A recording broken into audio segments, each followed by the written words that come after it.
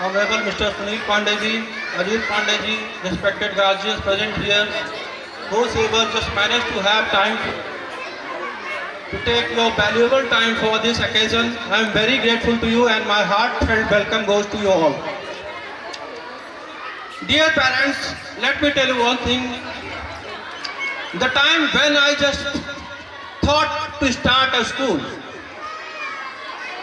I had a dream that I will start a school where, with the modern education, computer science, I will provide the ancient culture, whatever the values we have got through ancient culture, I will provide all things. Let me tell you in Hindi, very important thing.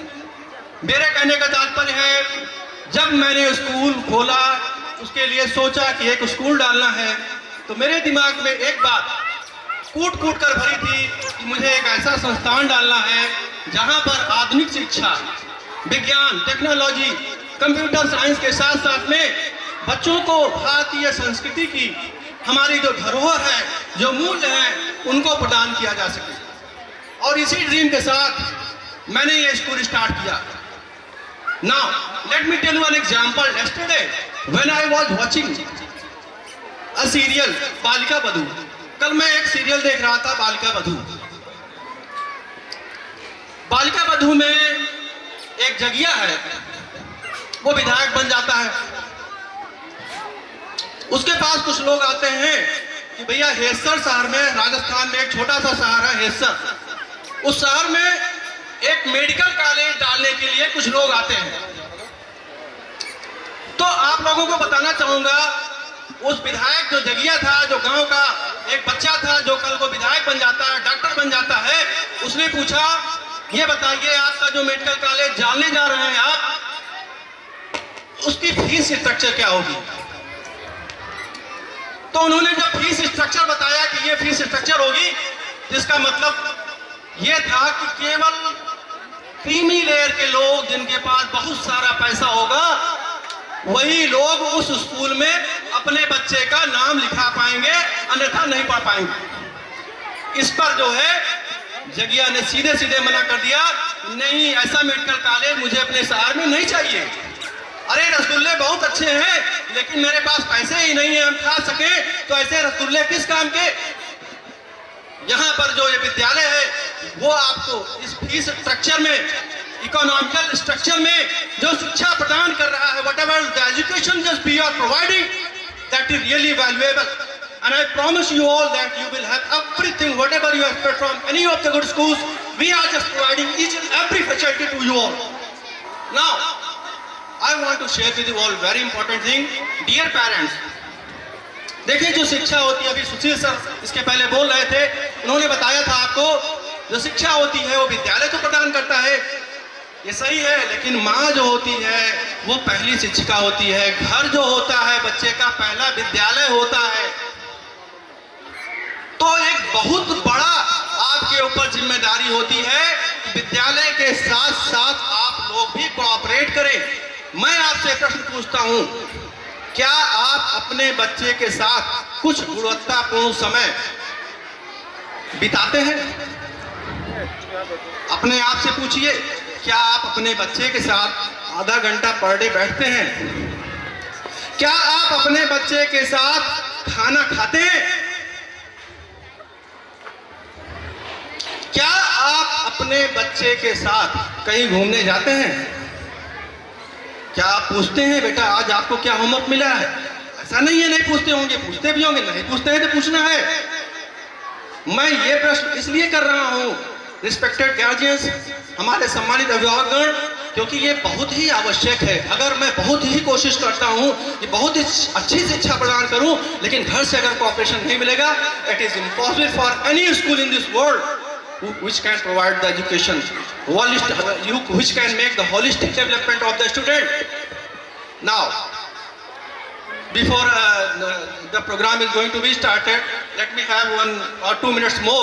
I will not take much time of all of you. देखिए, एक मैं आपको बताना चाहूँगा, अक्सर ये बात होती है सफलता। हर अभिभावक चाहता है कि मेरा बच्चा सफल नागरिक बने, अपने जीवन में सफलता प्राप्त करें। तो दो बातें होते हैं, there are two things that are important to be successful in life. एक होता है आईक्यू। आईक्यू का मतलब होता है इंटेलिजेंट कोशेंट, यानी बौद्धिक क्षमता। कुछ लोग सुनते हैं हमारा लड़का दिमाग से कमजोर है, या ये है वो है। तो मैं आपको बताना चाहूंगा कि जीवन में सफलता के लिए आईक्यू जो है उतना मायने नहीं रखता है कि कितना दिमाग उसका तेज है। एक बहुत बड़ा वैज्ञानिक शोध किया गया और उसके बाद ये पाया गया कि एक दूसरा भी पहलू है जो आदमी के जीवन में सफलता के लिए निर्णायक पहलू है। वो होता है ईक्यू, यानी इमोशनल कोशेंट, भावनात्मक पहलू। How to behave with the people, लोगों से कैसे व्यवहार करें। How to respect the parents, how to respect the people, लोगों से कैसे सम्मान पूर्वक बात करें, तुमसे ना करके आप कहें। अगर आप देखें आज के पूरी दुनिया में सबसे बड़े बिजनेसमैन जो हैं, business tycoons, I am just talking about all the business tycoons, उनमें अगर आप देखेंगे बहुत ही कम ऐसे लोग मिलेंगे जो बहुत ज्यादा हाईली क्वालिफाइड हो। अरबपति हैं लेकिन उनके पास बहुत बड़ी डिग्री नहीं है। एक बहुत बड़े कंपनी के मालिक से एक बार एक आदमी ने पूछा, सर आप तो ना तो बहुत बीटेक कोई डिग्री लिए हैं, ना इंजीनियर हैं, ना तो आप बहुत बड़े समाजशास्त्री हैं, ना बहुत बड़े एजुकेशनिस्ट हैं, कैसे इतनी बड़ी कंपनी चला रहे हैं आप? तो उनका कहना था, मुझे ये पता है कि एक अच्छे इंजीनियर को, एक अच्छे डॉक्टर को, एक अच्छे समाजविद को, एक अच्छे शिक्षाविद को अपने साथ रह करके कैसे काम लेना है। मुझे व्यवहार करना आता है, मुझे लोगों से बात करना आता है। तो ये क्वालिटी जो होती है जिसको कहते हैं इमोशनल कोशेंट, बच्चे के जीवन में ये ज्यादा महत्वपूर्ण है इससे कि उसके पास कितनी बड़ी आईक्यू है, कितना बड़ा दिमाग है। और अक्सर लोग देखिए, अक्सर लोग वही लोग सफल होते हैं जिनके अंदर व्यवहार करने की क्षमता होती है। ये जो प्रोग्राम है वह दिस नेसेसरी इसलिए जरूरी है कि डांस करना, प्ले करना या स्टेज पे खड़े होकर बोलने की जो कला होती है वो व्यक्ति को जीवन में सफल बना देती है। एक कहावत है, स्टेज स्पीकर कांट बी बेगर, अर्थात स्टेज पे खड़े होके बोलने वाला आदमी कभी भिखारी नहीं हो सकता है। ये मैंने नहीं कहा है, किसी ने कहा होगा। अगर आपका बच्चा यहाँ खड़ा होकर के परफॉर्म कर रहा है, यहाँ खड़ा होकर के बोल रहा है, तो विश्वास करिए आप सभी लोग, वह एक दिन आपका नाम रोशन करेगा, इस विद्यालय का नाम रोशन करेगा, इस देश का नाम रोशन करेगा।